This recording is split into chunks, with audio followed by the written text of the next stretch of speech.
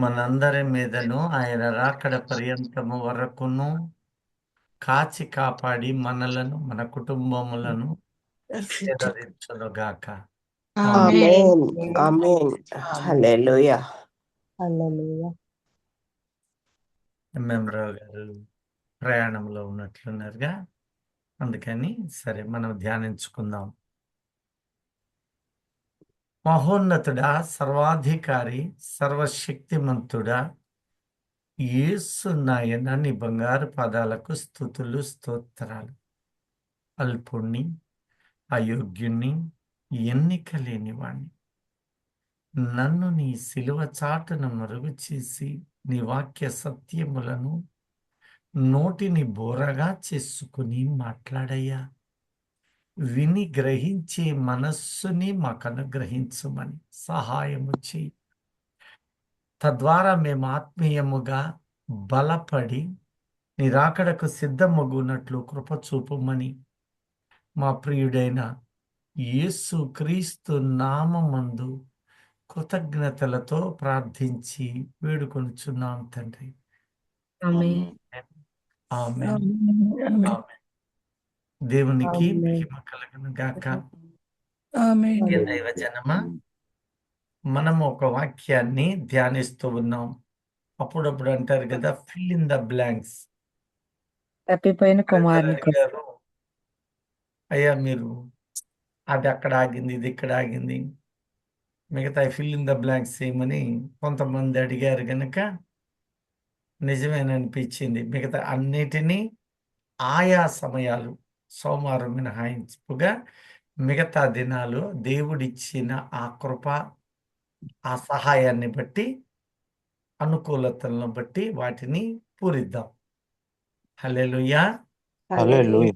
ఆ ఈ రోజున తప్పిపోయిన కుమారుని గురించి మనము ధ్యానిస్తూ ఉన్నాం.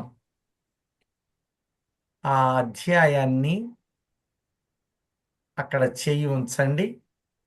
మనము ఒక తండ్రికి 2 కుమారులున్నారని ప్రభువు చెప్పిన ఆ మాటలను బట్టి గమనించినప్పుడు భూమి మీద తండ్రిని, 2 కుమారులను ఊహించుకుంటాం. అది కమ్మని సువార్త. కానీ యేసయ్య అందులోపలే ఆత్మీయమైన మరొక సత్యాన్ని తెలుపుతున్నారని, ఈ తండ్రి మరెవరో కాదు, పరమ తండ్రి, నా తండ్రి, మీ తండ్రి అయిన సర్వాధికారియగు దేవుడేనని, ఆయన తొలుత తాను భూమి మీద ఒక కుమారుని కనపరుస్తూనే తన అద్వితీయ కుమారుని ఒకరిని కనపరిచారని, 2 కుమారులను గురించి చెప్పారని వాక్యమందు గమనిస్తే యేసయ్య రమారమి 70 ఉపమానాలు చెప్పాడు. అన్నింటిలోనూ ఒకవైపు భూసంబంధమైన కృపా సత్యం ఉంటే, మరొక వైపు ఆత్మీయమైనటువంటి లోతైన భావము దాచి ఉంచాడు.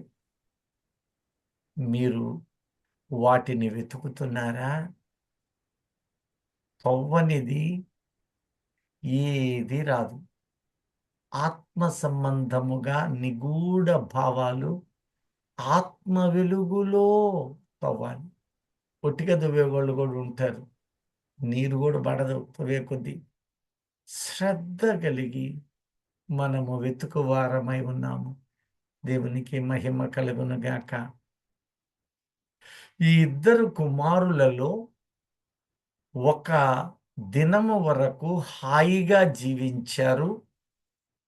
ఆ జీవించిన ప్రదేశము ఏదెను తోట. సాయంకాలము వరకు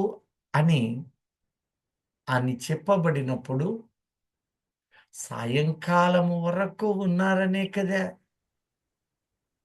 ప్రభువు దృష్టికి ఒకరోజు 1000 సంవత్సరములను 1000 సంవత్సరములు అన్నప్పుడు కొంతకాలము ఏదేను తోటలో ఉన్నవానిగా చూస్తున్నాము. కొంతకాలమైన తరువాత దేవుడు ఆస్తిని పంచాడని, ఆ ఆస్తిని 2 భాగాలు చేశాడని, పెద్దవానికి ఏమి ఇచ్చాడు అనుకున్నాము? భూమి ఆలకిస్తున్నారు. Very good. ఆకాశం అలా ఆలకిస్తుంటేనే కదా మాకు కూడా చక్కగా చెప్పగలిగేది. పెద్ద కొడుకు ఏమి ఆకాశం ఇచ్చారు? ఆకాశం ఇచ్చాడండి. ఆకాశం. పవన్ పెద్ద ఆయనకి ఏమి ఇచ్చాడు? చిన్న ఆయనకి భూమిని, పెద్ద ఆయనకి ఆకాశమునండి. చిన్నవానికి భూమిని అందున్న సమస్తమును ఏలుమని ఇచ్చాడు. మరి పెద్దవానికి ఏమి ఇచ్చాడు అంటే ఆకాశములను. యెహోవా వశం. ఒకసారి నాకు డౌట్ వచ్చింది. 115వ కీర్తన 16వ చరణాన్ని చదవండి. ఆకాశములు యెహోవా వశము, ఆకాశములు యెహోవా వశము చేశాడు. ఇక్కడే మీరు ఆలోచన చెయ్యాలి. యెహోవా అనే పదము ఎవరికి ఇవ్వబడింది? యెహోవా నామము క్రీస్తుకి వాక్యము అని. యేసుక్రీస్తుకి ఇచ్చాడు. అది కూడా మనము లేఖనాధారాలు వెతుకుదాము. ఒకప్పుడు యెహోవా అను నామమున నేనెవరికి అబ్రహాము, ఇస్సాకు, యాకోబులకు నేను ఆ పేరున నేను దర్శించలేదు. సర్వశక్తుడగు దేవుడననే నేను వారి ముందు కనపరుచుకున్నాను. స్పష్టంగా చెబుతున్నాడు. అయితే యెహోవా అను నామము తనదే కానీ ఆ నామము కీర్తనలు 83:18 ఒక వ్యక్తికి పెట్టాడు ఆయన. యెహోవా నామము పెట్టబడిన నీవు మహోన్నతుడవని పిలువబడతావు, అది వారు గ్రహిస్తారు అని ప్రకటిస్తూ ఉన్నాడు. చదవండి. యెహోవా అను నామము ధరించిన ఉమ్, నీవు మాత్రమే సర్వలోకములో మహోన్నతుడు అవుదువని వారు అదిగో ఎరుగుదురు గాక. ఇప్పుడు ఆ తండ్రికి పెట్టబడిన యెహోవా అను పేరుని మరొక ఆయనకు ధరింప చేశాడు కిరీటము వలె. ఈ ధరించిన నీవు ఎవరిగా పిలువబడుతున్నావు? మహోన్నతుడుగా పిలువబడుతున్నాడు. మహోన్నతునిగా. చాలా చక్కగా అందరు మ్యూట్లోకి వెళ్ళిపోయారు. ఎందుకైనా మంచిది అయ్యింది, ఏముందిలే అని. పర్వాలేదు. మీరు కొందరు అన్మ్యూట్ చేసుకోవడానికి ప్రయత్నం చేయండి. తప్పు చెప్పినా పర్లేదులే. ఆత్మీయులు అంతా తెలుసుకోవడం తప్పేం లేదు. హల్లెలూయా. హల్లెలూయా.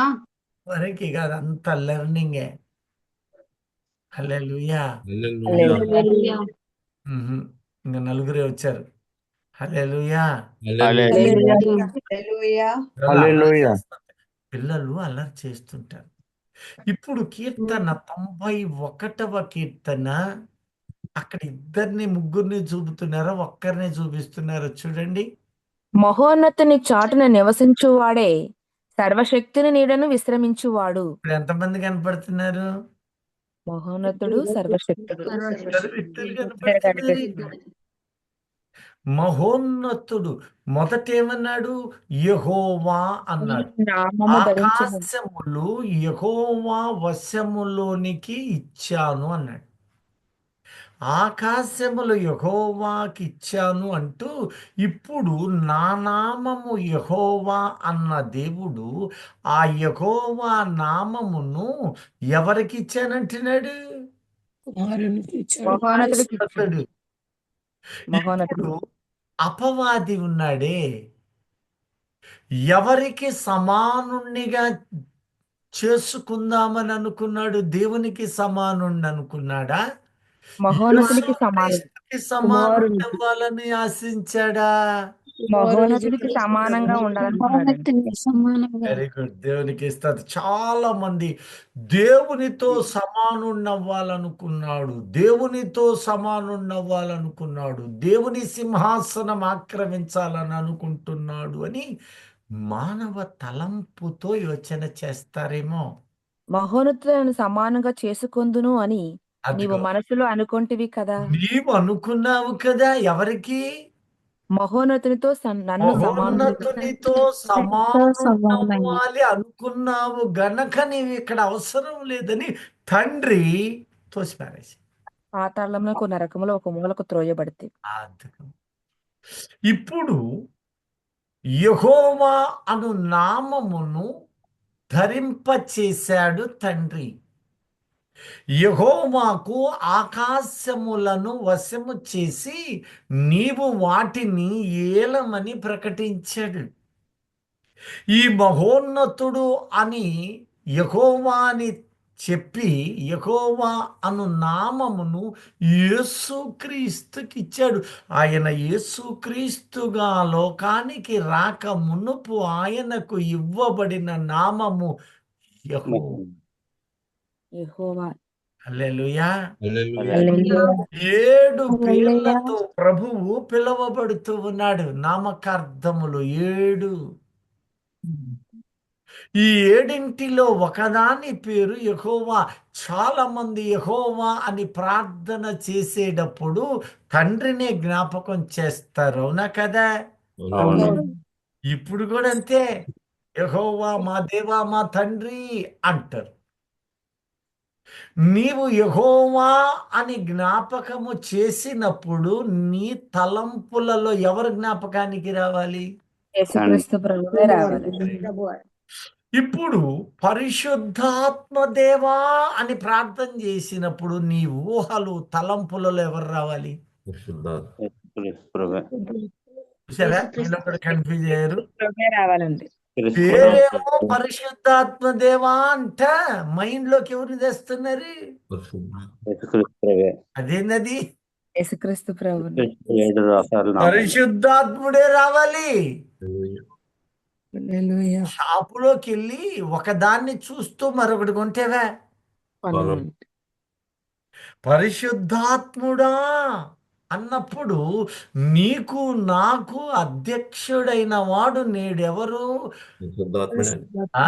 నిన్ను తీసుకొని వెళ్ళువాడెవరు? పరిశుద్ధాత్ముడే తీసుకెళ్తాడండి మేఘముల మీద. యేసయ్య 3వ ఆకాశానికి వస్తాడంతే. ఇక్కడి నుంచి నిన్ను లేవనెత్తి బరువు ఎత్తుకొని తీసుకుపోయేవాడు ఎవరంటారు? అదే మనం తీసుకొని వెళ్తాడు. ఎందుకని రోమ 8:11 స్పష్టంగా క్రీస్తును కూడా మృతులలో నుండి అనగా లేపినవాడు. పాతాళములో నుంచి సమాధి తెరిసి యేసును తీసుకొని వెళ్ళిన ఆ ఆత్మ నీలో ఉన్న ఎడల నిన్ను కూడా లేపుకోబోతుంది. మృతుల్లో నుండి లేపిన ఆత్మ మీలో నివసించిన ఎడల మృతుల్లో నుండి క్రీస్తు యేసును లేపినవాడు అదిగో. చావునకు లోనైన మీ శరీరములను కూడా మీలో నివసించిన తన ఆత్మ ద్వారా జీవింప చేయును. తండ్రి ఈ కార్యము ఒక ఆయనకి ఇచ్చాడు. ఈ బరువులు మోసే పని, సృష్టిని మోసే పని, నిన్ను నన్ను మోసే పని నెత్తిన భుజాన్ని వేసుకొని మోస్తున్నాడు పరిశుద్ధాత్మ దేవుడు. హల్లెలూయా. సంతోషంగా ఉన్న వాళ్ళు మాత్రం హల్లెలూయా చెప్దాం. మీరిప్పుడు ఒక అంశాన్ని గమనించారు. ఆకాశములు యెహోవా వశమును చేసిన తండ్రి చిన్న కుమారుడైన ఈ ఆదాముకు భూమిని సమస్తం మీలో కొందరు అంటారు, ఎందుకు ఈ పని చేశాడు అని అంటారు. అందుకని మీరు అంటారని ఎరిగిన వాడు. మీరు ఎవరైనా అన్నారా? చెప్పండి. దేవుడు ఎందుకు ఈ పొరపాటు చేశాడబ్బా, ఈయన ఇది చేయకపోతే ఈ తిప్పలు వచ్చాయి కావుగా అనుకుంటామా లేదా? కానీ ఆదాం పాపం చెయ్యక మునుపు అంతా ఆనందమే. కానీ మరి నువ్వెక్కడ ఉండేవాడివి? సృష్టి ఏదేనులో చేయబడిందా? లేదు. జగత్తు ఉత్పత్తి ఏదేనును దాటాకే వచ్చింది. మీకు అన్ని ఆధారాలు మీ ముందు ఉంచుతాను. ఏదేనులో సృష్టి జరగలేదనడానికి, ఆదాముకు పూర్వము నరుడు నివాసము కేవలం ఇరువురే అనడానికి ఆధారాలు అనేకము బైబిల్లోనే ఉన్నాయి, నిక్షిప్తమైన మర్మాలుగా. అనేకులు, మనం కాదు కానీ అనేకులు ఈ ఆదాం కంటే ముందుండారండి, ఆదాం కంటే ముందుండారండి. తవ్వకం అదే తప్పు కాదు, పరిశోధన. పరిశోధనలో కొన్ని మట్టి పెళ్ళలు దొరుకుతాయి, కొన్ని సల్ఫర్ కణాలు కూడా దొరుకుతాయి, మరికొన్ని గనులు దొరుకుతాయి. వీరి దొరకే వరకు తవ్వుతా ఉండాలి. హల్లెలూయా. హల్లెలూయా. కనవాళ్ళు హల్లెలూయా. హల్లెలూయా. ప్రియ దైవ జనమా, మీరు ఇలాంటి ఆలోచన చేస్తారని ఇర్మియా 27:5 చూడండి.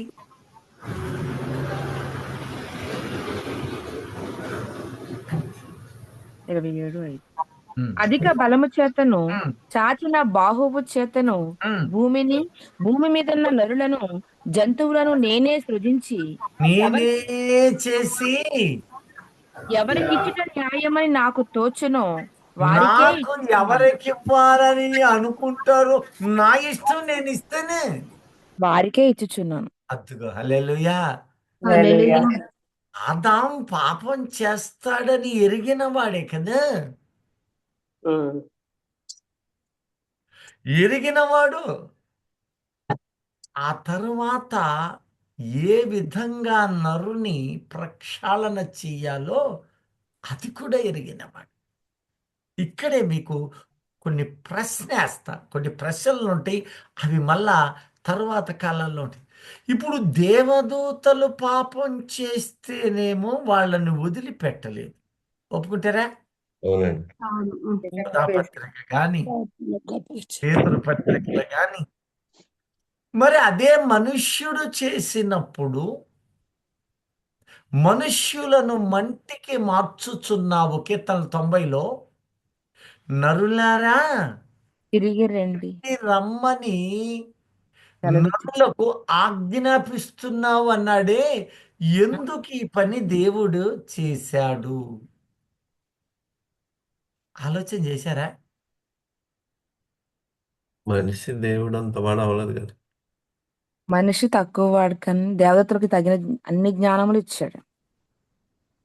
వాళ్ళకి మరుగైనది ఏమీ లేకుండా చేశాడండి. చక్కగా చెప్పారు. ఇంకా సరే, ఇది గుర్తుపెట్టుకోండి, ప్రతి పదములోనూ ఆలోచన. ఈ చిన్న కుమారుడు, మన పాఠంలోకి ఎంటర్ అవుతున్నాం. చిన్న కుమారుడు దుర్వ్యాపారము వలన, అనగా దురాలోచన, దుష్టుల సాంగత్యము, పాపుల సాంగత్యము, అపవిత్రుల మధ్యలో, అపహాసకుల మధ్యలో నివసించడం, వారి ఆలోచనలలో పాలు పొందడం, ఇవన్నీ దుష్టుడి పనులే. ఇదే విషయము కీర్తనలు 1:1 అంటాడు, దుష్టుల ఆలోచన చదవండి ఇప్పుడు, అందరూ చదవండి నోటితోటి. దుష్టుల ఆలోచన చొప్పున చక్కగా వచ్చి ఉండాలి. దుష్టుల ఆలోచన, ఆ దుష్టుడు ఆలోచన చెప్పాడు, పాపుల మార్గము నిలవద్దంటే ఆ మార్గంలోనే నిలిచాడు. కాబట్టి తన ఆస్తినంతా అపహాసకుడికి బలి ఇచ్చాకేమైంది? మొత్తం పోయింది, కరువు వచ్చింది. ఆ దేశంలో ఏమొచ్చిందట? కరువు వచ్చిందండి. ప్రియ దైవ జనమా, యేసుక్రీస్తు నీలో, నీ కుటుంబములో లేకపోతే నీకెప్పుడు కరువే.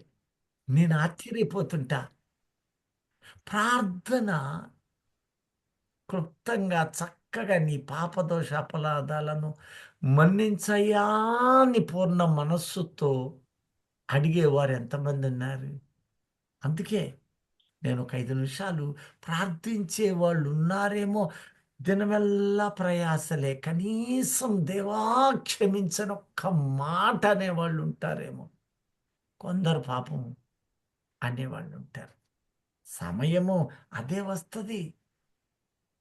ఆ తరువాత క్షమించామయ్యా స్తుతులు తెరిచి నోరు తెరిచి పలకరు, వెంటనే డాటు కొట్టేస్తారు, అయిపోయినా. కొందరు అంటారు, లేదు బ్రదర్ గారు, మనసులో చేసుకుంటున్నాను. ఎందులో? మనసు ఆ, హృదయాలు ఎరిగిన వాడు కదా.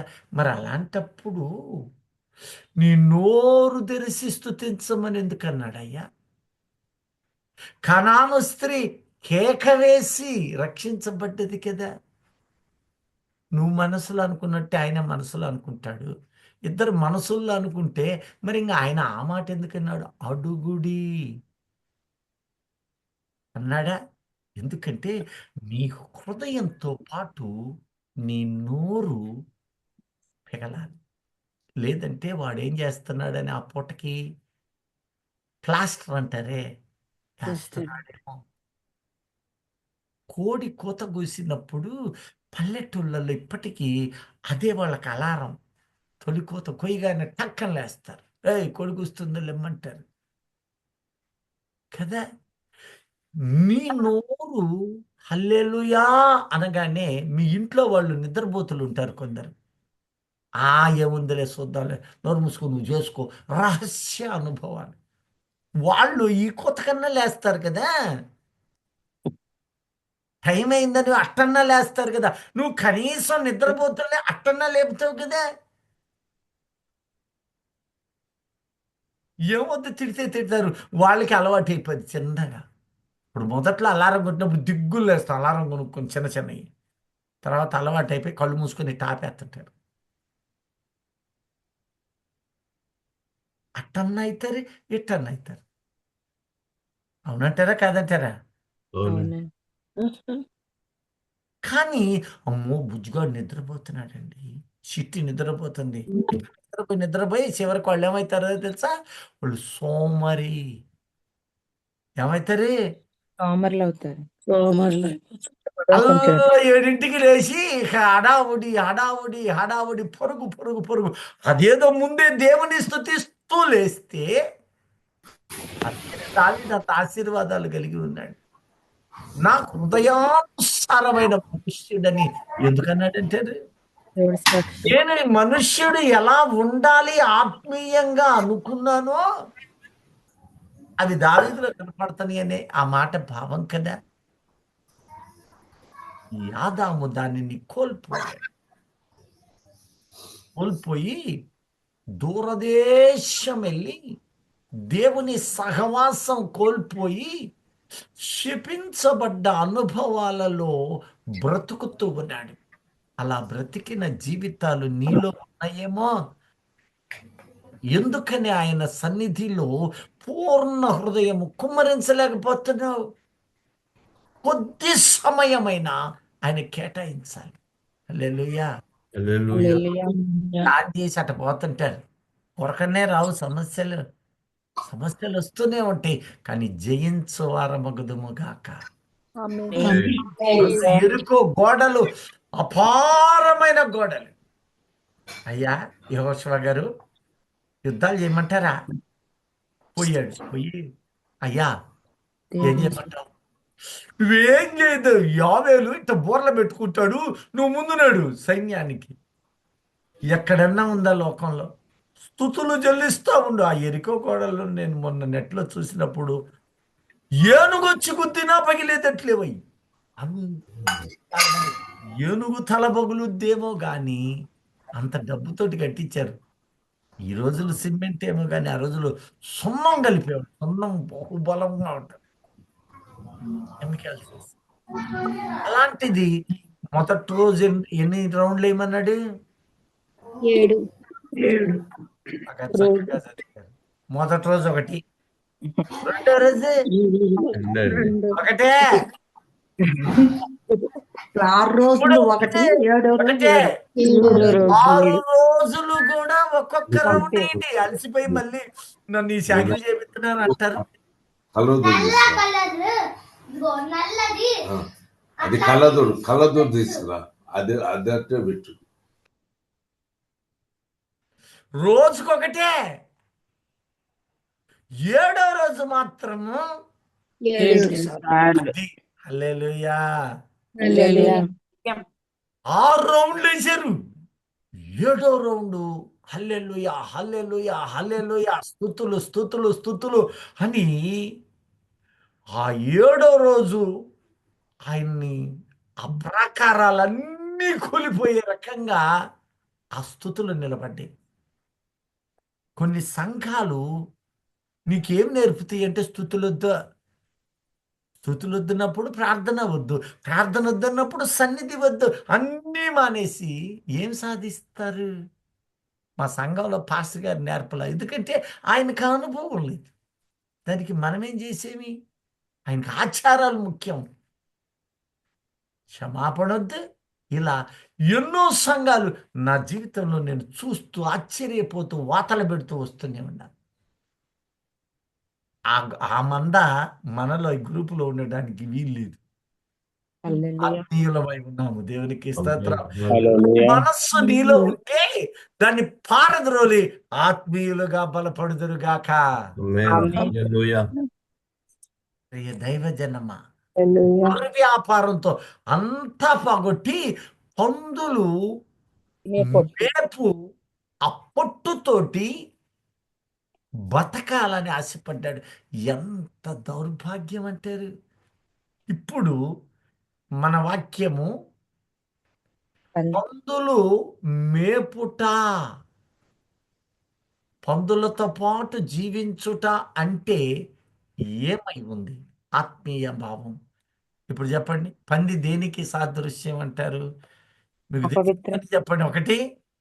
అపవిత్రమైనది. పవిత్రత. ఒకటి అపవిత్రత. హేయము. బాగా ఆలోచన చేసి చెప్పండి, పంది అపవిత్రత అంటే ఏంటి? అపవిత్రమైన జంతువుగా దేవుడే చేశాడు. ఇంకా లాభం లేదు. లోకాశలండి. ఇక్కడే ఎవరికి సాదృశ్యం పంది? విశ్వాసిక, అపవాది. లోకానికా? లోకానికి లోకానికి లోకానికే కదా. బాగా ఆలోచన చేయండి. క్రీస్తు బిడ్డకు కడగబడిన సాదృశ్యంగా పందికి అమ్మా విశ్వాసికే అయ్యారు. కడగబడిన దానికంటే ఏసరా. ఒకరెట్ట అన్నారు ఏంటి మరి? తేడా ఉందా? డౌట్ రాట్లా? లేవి కాండము 11వ అధ్యాయము 7వ వచనం చూడండి. అసలు పంది దాని క్రమము ఒకటి. రెండవది, పంది యొక్క స్వభావము మనలో ఉంటే మనము ఆ కరువులో బతుకునే వాళ్ళమని. అది అసలు భావం. పంది ఆ. విడిగా నుండి 2 రెక్కలు గలది గాని పంది విడిగా ఉండు డెక్కలు కలిగినదే.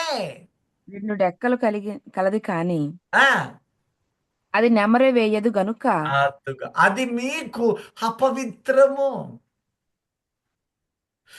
డెక్కలు కలిగి ఉండాలి. రెండవది నెమర వేయాలి.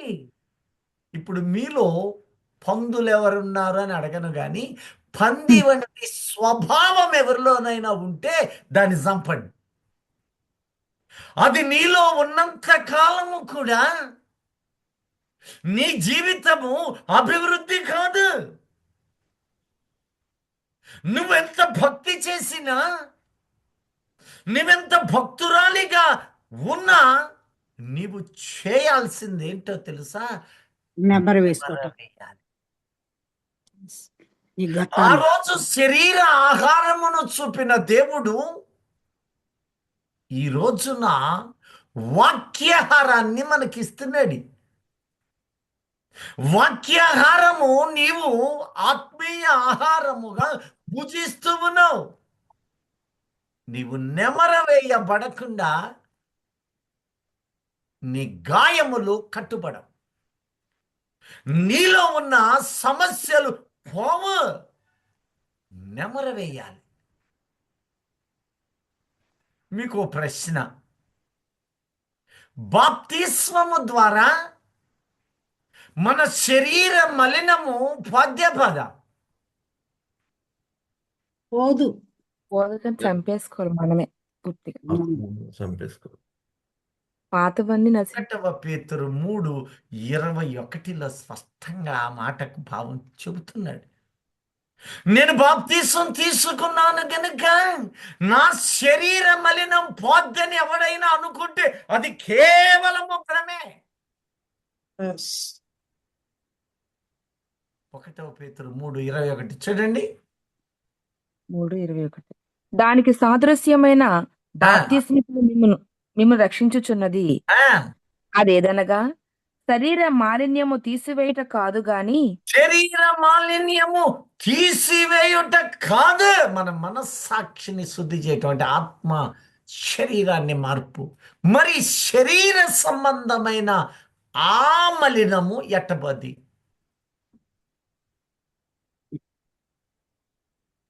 చెప్పండి. మనము ఆత్మలో శుద్ధిగా ఉన్నప్పుడు బాప్తిస్మము వలన, మరలా చెప్తున్నాను, బాప్తిస్మము వలన నీ హృదయము పరితాపము నుండి రక్షించబడింది. పాప క్షమాపణ అనేది జరిగింది, మంచిది. ఒక నిబంధన ద్వారా నీ ప్రతి పాపము కూడా, రెండవది ఆదాము చేసిన పాపము కూడా, ఆ జెనెటిక్ డిజార్డర్ తొలగించానంటున్నాడు. అది బాప్తిస్మము వలన నీకు చేసిన అద్భుతమైన కార్యం. పాపము అనేది రెండు విధాలు. ఒకటి పాప ఫలితము, శరీర రోగం. పాప ఫలితం. ఆ రోజున ఒకడు కుష్ఠవ్యాధిగ్రస్తుడు వచ్చాడు. పాపము శరీర సంబంధమైనదా, ఆత్మ సంబంధమైందా? శరీర సంబంధమైంది. ఆత్మ సంబంధమైంది. దాని ఫలితము శరీర సంబంధం.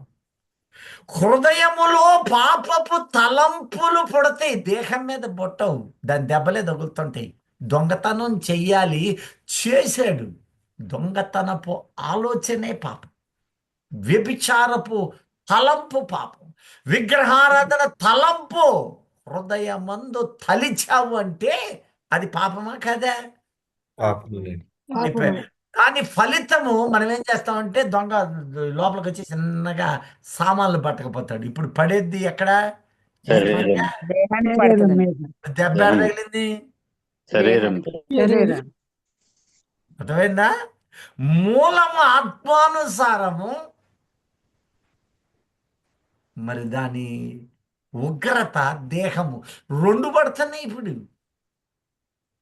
బాప్తిస్మము నీ హృదయమునకు మార్పును, స్వస్థతను ఇస్తూ ఉన్నాడు, కడిగి వేస్తున్నాడు. అదే హృదయ స్వస్థత, శరీర మాలిన్యము కాదు.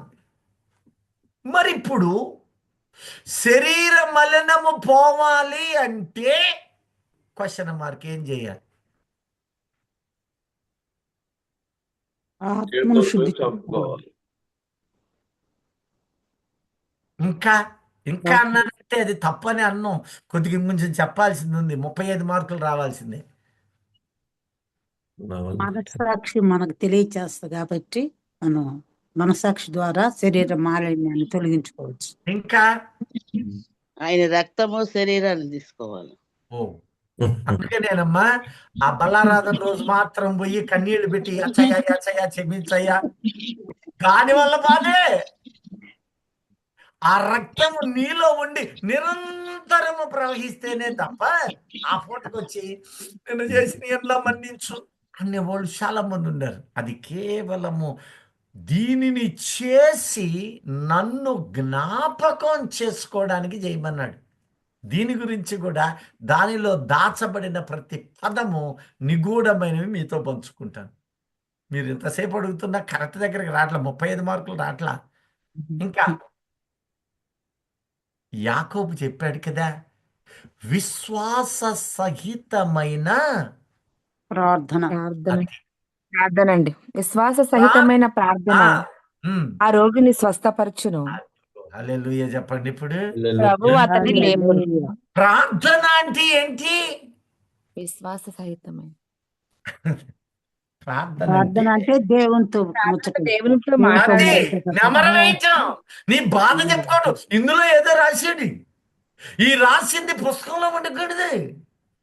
ఇందులో అంటున్నాడు, నేను ఎలా ప్రార్థన చేశాను. ఒకరోజు మనూరైనే, మన ఇంటి పేరు గల ఆయనే ఒక అతను వచ్చి మాకు యోహాన్ ప్రార్థన నేర్పమన్నాడు. శిష్యులందరూ వచ్చి, అప్పుడే కదా పరలోక ప్రార్థన నేర్పాడు. పరలోక ప్రార్థనలో దాచబడిన మర్మములు ఒకరోజు మనం తెలుసుకోబోతున్నాం. ఎందుకు దైవజనులు పరలోక ప్రార్థన ఉండాల్సిందే అని అన్నారో అందులో దాచబడిన సత్యాలు అనేకం ఉన్నాయి. ప్రియ దైవజనమా, విశ్వాస బాప్తీసం తీసుకున్నావు, హృదయ మాలిన్యము కడిగి వేయబడింది. ఆ తరువాత నీవు నెమరవేయాలి. ఇప్పుడు పంది స్వభావం ఏంటి? నెమరవేయదు. వాక్యం విని విన్న నెమరు వాక్యాన్ని ఇంట్లో వాళ్ళకి ప్రకటించి వీధిలో వాళ్ళకి ప్రకటిస్తూ తనని తాను మెమరైజ్ చేసుకుంటూ ఆ వాక్యము జ్ఞాపకం చేసుకునే అది పంది గుణం. చెప్పటానికి నీ చెప్పా. దైవజనులు ఈరోజు వాక్యం చెప్పారు ఉదయాన్నే చక్కగా. ఆ సువార్తలు ఎంత కమ్మనివి, ఎంత హృదయం ఆనందం. కానీ ఆవలెత్తి అయినవాళ్ళు కొందరు, ఆ ఇది అన్నట్టుగా వంటగదిలో పోయి కూర్చొని అటగొట్టి డాటు అటపోయేవాళ్ళు కొందరు. ఎట్టెట్టున్నారు? నెమరవేయబడాలి అంటే అందులో రాయబడినవి నీ హృదయం అనబడిన ఈ మెదడులోకి చేర్చబడాలి. అవి రీలు వలె రొటేట్ అయిపోవాలి. అప్పుడు ప్రతి శోధనను నువ్వు నిలబడి యేసు నామములో పో అంటే రోగాలు పోతాయి, రుష్టులు పోతాయి. హల్లెలూయా. మేము ఆ రాసుకున్నామండి. కొంతమంది తెలివిగలోళ్ళు అయ్యగారు వాళ్ళు చెప్పేటప్పుడు రాసుకుంటూ చదువుతారు. రాసుకొని చదివి రాసుకున్నా దాని తర్వాత ఏం చేస్తారు? ఆ? నెమరు వేసుకోవాలి మళ్ళీ. ఈ ప్రార్థనలు చేయమంటే ఒక సహోదరు చేస్తా ఉంటది, నా కొడుకు ఫలానోని దీవించయ్యా, అయ్యా విధవరాలయ్యా, లేకపోతే ఎదుగో నైనా దీనున్నయ్యా, అయ్యా దిక్కులేనున్నయ్యా. మంచిది. నేను అనుకుంటాను 2 మాటలు నిన్న చెప్పిన వాక్యాన్ని నోటితో పలుకుతారేమో అనుకుంటా. అంటే నా మనస్సు ఏంటంటే వీళ్ళు చదవాల.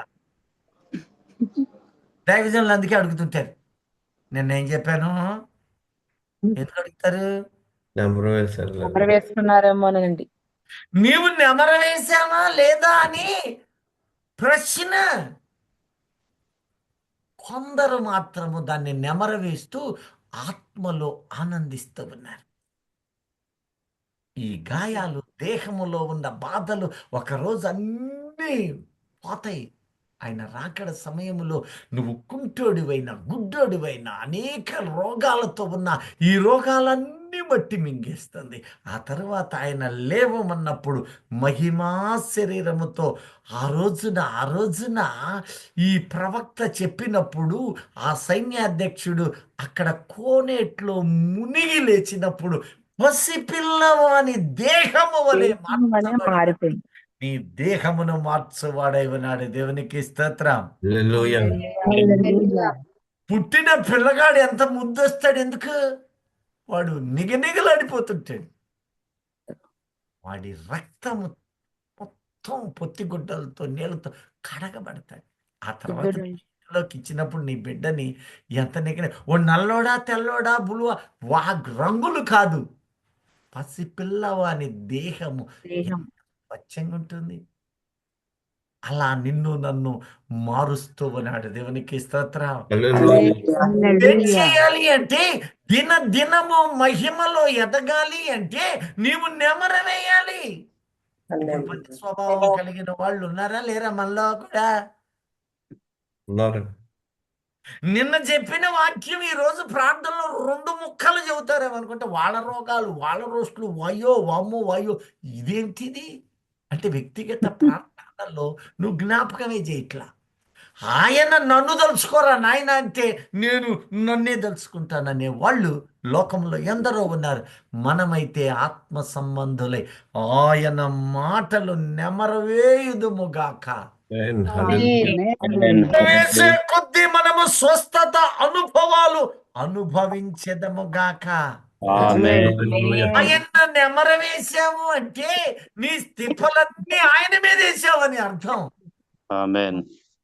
ఆయన మీదే వేస్తే నెమర వేయటం, పలకటం, జ్ఞాపకం మైండ్లోకి వస్తుంది, నోరు పలుకుతా ఉంది. జ్ఞాపకం మైండ్లోకి వస్తుంది, నోరు స్తుతిస్తుంది.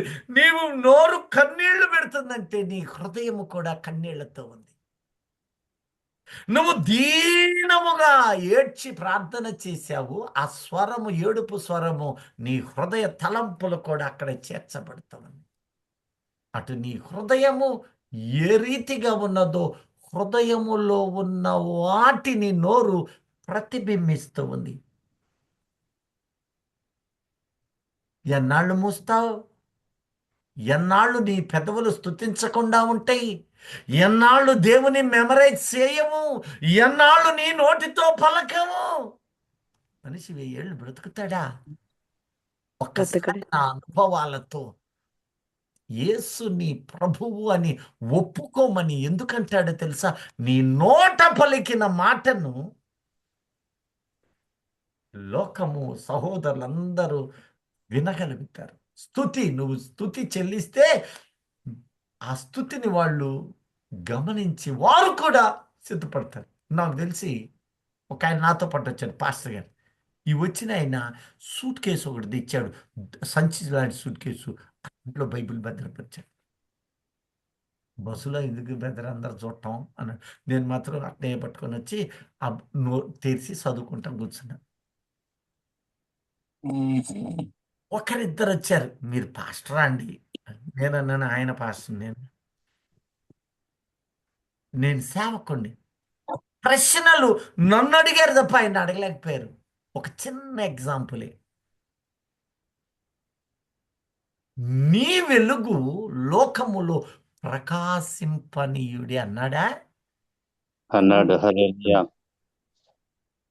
ఇవన్నీ స్టోరేజ్ అయితే ఉంటే ఎన్నెన్ని స్టోరేజ్ చేస్తుంది? మెమరీ కార్డు ఫుల్ అయిపోద్ది. మన గ్రూపులో ఉన్నారు ఆత్మీయులు, కాదని అన్నాం, కానీ అన్ని బుర్రకెక్కుతాయిగా నోట్లోంచి బయటకు వచ్చినప్పుడే దాన్ని డబల్ మెమరైజ్ అంటారు. నోట్లోంచి మాట్లాడింది నీ చెవుకు పోదా? పోతుంది. పోద్ది. అద్దా పోదా? పోతుంది. చూసుకోండి. హల్లెలూయా అంటే అది నీకు వస్తుంది, నాకు వస్తుంది. అవును.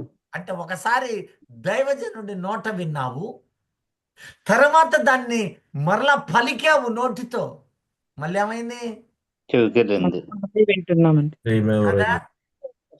రాత్రులు పరిగెత్తున్నారు, దెయ్యాలు భయాలు ఉంటాయేమో. హల్లెలూయా, హల్లెలూయా, హల్లెలూయా. ఈ పదము దైవజనుడి ద్వారా, బైబిల్ ద్వారా పలకబడిందే. స్తోత్రం నాయన. ఈ స్తోత్రం నీ చెవుల్లో కూడా వచ్చింది. అప్పుడు ఆ నక్కలరుపులు, కుక్కలరుపులు ఆగిపోతాయి. నువ్వు మౌనంగా పోతున్నావు అనుకో, ఆ అరుపులు వినపడతాయా నీ చెవికి? ఏది వినపడుతుంది? ఆ సౌండ్ అప్పుడు నీకు ఇంకా భయం పుట్టింది. నేను అనుభవించాను గనకే మీ అనుభవాలు కూడా ఎరిగినానని నమ్ముతున్నాను. నెమరవేయబడదు గనుక పంది హేయమా? దేవునికి అది హేయం అంటున్నాడు. అది అపవిత్రము. డెక్కలుందే, బాప్తీసం తీసుకుందే, రక్షణ తీసుకున్నాడే. ఆయన నిర్మాణములో సృజించబడిన వ్యక్తిత్వమే. కానీ పిల్లలు స్కూల్కి పోవాలండి, 10 నిమిషాలు ఆ ప్రార్థన చేస్తున్నప్పుడే నీ బిడ్డల మీద చేయి పెట్టి తల మీద ఆశీర్వదిస్తూ మీరు వెళ్ళండమ్మా. లేదు. అందుకనే ఆపసోపాలు ఈ రోజున విశ్వాసుల జీవితాలను ఏలుతున్నాయి. శరీర మాలిన్యము పోవాలి అంటే నువ్వు నోటితో పలికి తీరాలి. ప్రార్థన ఉద్దేశం అదే. ప్రార్థించండి, పలకండి, మెమరైజ్ చేయండి, రొటేట్ చేయండి, భుజించండి. నోరు తెరవకుండా భుజిస్తారా? తెరిచే భుజించాలి. ఇర్మియా 15వ అధ్యాయం 16వ వచనం చూడండి. కాసేపు ఎట్టనే చేస్తే ఏమైతుందో తెలుసా? చెప్పండి. ఒక గంట ఎట్టనే చేసాం అనుకో, మౌనంగా పోతారు. నెక్స్ట్ నిద్రే వస్తుంది.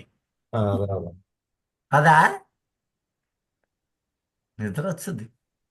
అదే ఆయన ఆశ్చర్య కార్యాలు బైబిల్ తీసి కీర్తన ఉదాహరణకి, ఆ కీర్తనలో ఉన్నది ఎవరో కాదు, దావీదు కాదు, నువ్వే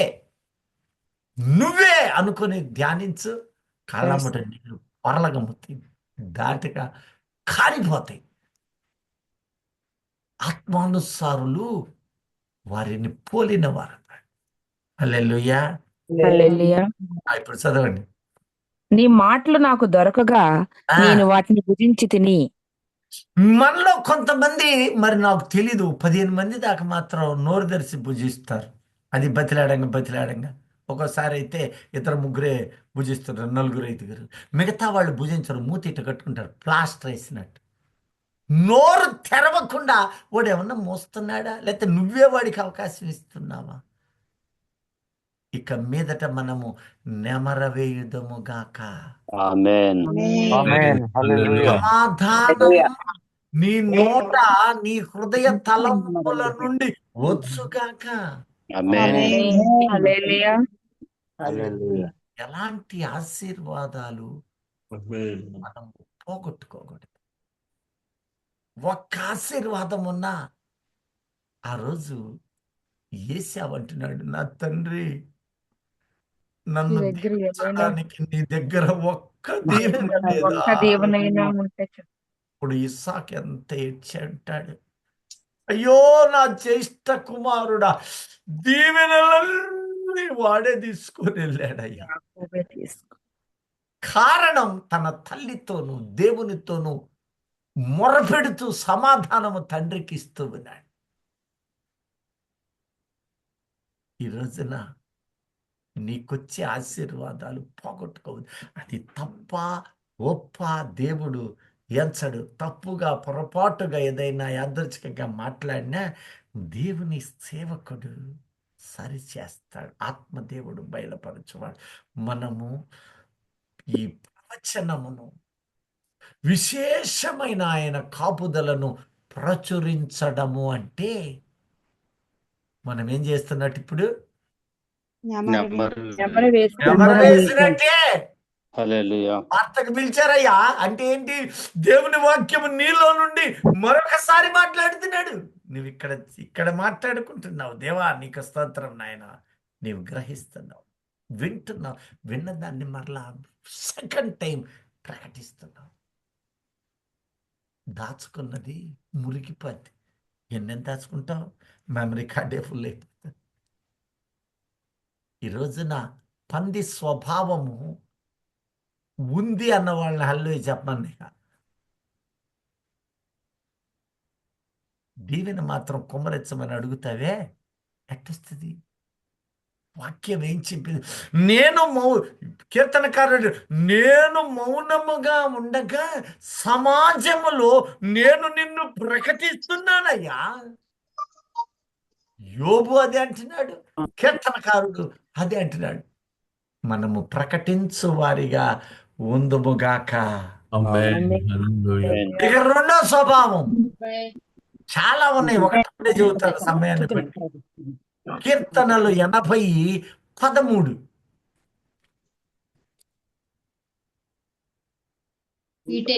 యేసయ్య ఒక అడవి పంది సముద్రంలో పోయి పాడమన్నాడు. ఏం మంద? పందుల మంది అంటది. ఆ మంద. 1 కాదు 2 మంద అంటే ఇంత. ఎక్కువ ఉన్నాయి. 100 మంది. మందకి ఎన్ని ఉంటాయి? చాలా 100 ఉంటాయి. 100 ఉంటాయండి మందకి. 100 ఉంటే మంద అంటారు. 100 మందల గొర్రెల నుండి ఒకటి తాపి ఒంటరిదాయి, 99 గొర్రెల విడచి ఒంటరిదైన గొర్రెను వెదకిన్ సిలువ చెంత చేరిన నాడు కలుషములను కడిగి వేయున్. మందకి ఎన్ని ఉన్నాయి ఇప్పుడు? 100 ఉన్నాయండి.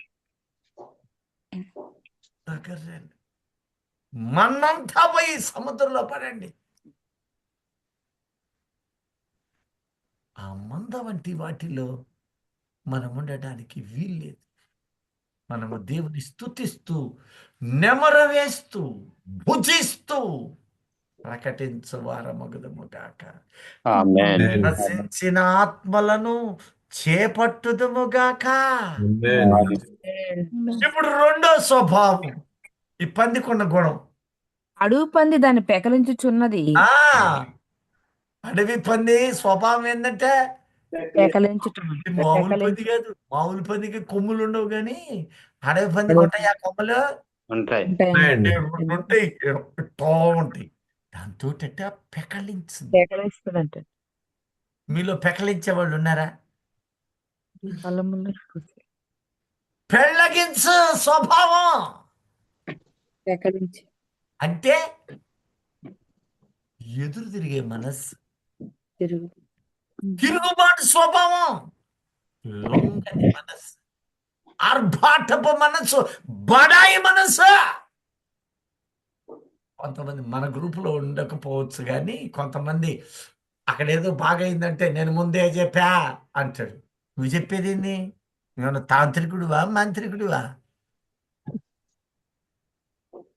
దేవుడు తన ప్రజలకి నిన్ను నన్ను సాధనం చేశాడే. నువ్వు ఒక పాత్రవే. చాలా చోట్ల నేను ముందే చెప్పా.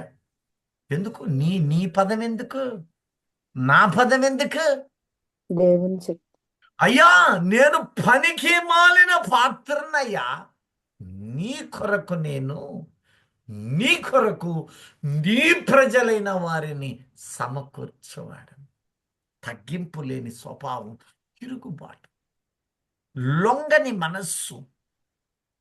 నేను ప్రార్థన చేస్తే, నేను ఇలా చేస్తే అది ఉపమాన రీతిలో సరిపోద్ది, కానీ అది పెరిగి పెరిగి పెరిగి ఒక కొమ్మై కూర్చుంటుంది. అది నీలో పెళ్ళగించబడాలి. ఒక గంట ప్రార్థన చేసి ఇక నా ముందు ఎవడు కూడా తక్కువే అన్న రీతిలో ఉండేవాళ్ళు ఉన్నారు లోకంలో. మన గ్రూపులో అయితే ప్రార్థనకు కూర్చునే వాళ్ళు కూడా కరువుగా ఉండారని దైవజనులు మధ్యాహ్న కాలం కూడా పెట్టారు. ఎందుకంటే లొంగే మనస్సు, వ్యక్తిగతమైన ప్రార్థనా జీవితం నీలో వికసించాలి. ఈ రోజున ఎలా ఉన్నావు? నీవు వాక్యాన్ని పెళ్ళగించుకుంటున్నావా? పెకిలిస్తే ఇంకేముండదు ప్రియ దైవజనమ. ఆలోచన చేయండి. ఇంకో స్వభావం చూద్దాం. సామెతలు 11:22. వివేకము లేని సుందర స్త్రీ ఆ, పంది ముక్కునున్న బంగారు కమ్మి వంటిది. అంటే వివేకము. యెహోవాను వెతికిన మాటలను గట్టిగా పట్టుకోవటం. యెహోవాను వెతుకు అంటే మొదట ఆయన మాటలను వెతకడం, మెమరైజ్ చేయడం, వివేకము కలిగి లోకములో జీవించడం.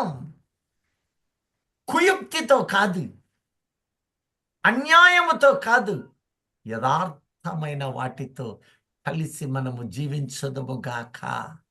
ఆమేన్. హల్లెలూయా అర్థమైందా? పంది స్వభావం మనలో ఉంటే ఏం చేయాలా? తీసివేయాలి. అనేకులు విశ్వాసులమే, డెక్కలున్నాయి, రెక్కలు కానీ నెమర వేయదు. నెంబర్ వేయదు. వాక్యము ధ్యానించడంలో పూర్ణ మనస్సు ఉండదు. ఆయన సృష్టిలోదే అది కూడా. నీవు నేను ఆయన ప్రజలమై ఉన్నాం. మనలో ఆ స్వభావమును మేపుచు వారిగా ఉండకుందుము గాక. Amen. Hallelujah. తర్వాత బుద్ధి వచ్చిందంటే ఎప్పుడో చూద్దాం. దేవునికి మహిమ కలుగును గాక. ప్రార్థన చేసి, ఆమేన్. మహోన్నతుడా, సర్వాధికారి యేసు నాయనా, నీ బంగారు పాదాలకు స్తోత్రాలయ్యా.